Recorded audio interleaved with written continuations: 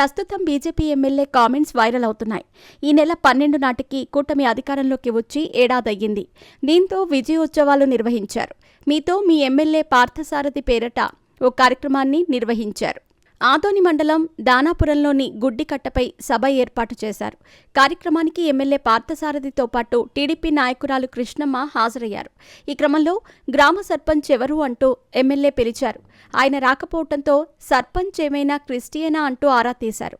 పక్కనే ఉన్న కృష్ణమ్మ ఆయన చెవిలో ఎస్సీ అని చెప్పారు. ఇంతలో సర్పంచ్ చంద్రశేఖర్ అక్కడకు వచ్చారు. అయితే స్టేజ్ దగ్గరే నిలబడాలని ఎమ్మెల్యే పార్థసారథి ఆ సర్పంచ్కు సూచించారు. ఆ వీడియో సోషల్ మీడియాలో విపరీతంగా వైరల్ అయింది. దళిత ఎమ్మెల్యే కావడంతోనే తాము నిల్చున్న చోట నిలబెట్టారని, కాళ్ల వద్ద వేచి చూసేలా చేశారని విమర్శలు వచ్చాయి. దీనిపై కుల వివక్ష పోరాట సమితితో పాటు కుల సంఘాల ప్రతినిధులు రియాక్ట్ అయ్యారు. గత 2 రోజులుగా సోషల్ మీడియా వేదికగా దీనిపైనే పెద్ద ఎత్తున ప్రచారం నడుస్తుండటంతో ఎమ్మెల్యే పార్థసారథి స్పందించారు. బహిరంగంగానే క్షమాపణలు చెప్పారు.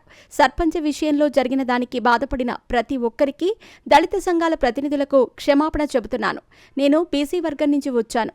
దళితుల పట్ల వివక్ష చూపుతానని ఎలా అనుకుంటారు? ఎవరో కావాలని వీడియో వైరల్ చేస్తున్నారు. ఆదోని పురపాలక కార్యాలయంలో దళితుల కాళ్లు కడిగి నెత్తిన చల్లుకున్న ఏకైక ఎమ్మెల్యేను నేనే అని అన్నారు పార్థసారథి. అయితే ఇప్పుడు ఎమ్మెల్యే క్షమాపణ కోరిన వీడియోలు సైతం సోషల్ మీడియాలో వైరల్ అవుతున్నాయి. మరోవైపు ఈ ఘటనపై సర్పంచ్ చంద్రశేఖర్ స్పందించారు. ఎమ్మెల్యే పిలవడంతోనే తాను స్టేజ్ ఎక్కాలనే ఉద్దేశంతోనే వెళ్లినట్టు చెప్పారు. కానీ ఎమ్మెల్యే పక్కన ఉన్న టీడీపీ నేత ఎస్సీ అని చెప్పడంతో కిందనే ఆపేసినట్టు తెలిపారు.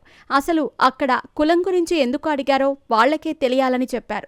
అసలు అలా ఎందుకు వ్యవహరించారో తెలియదన్నారు.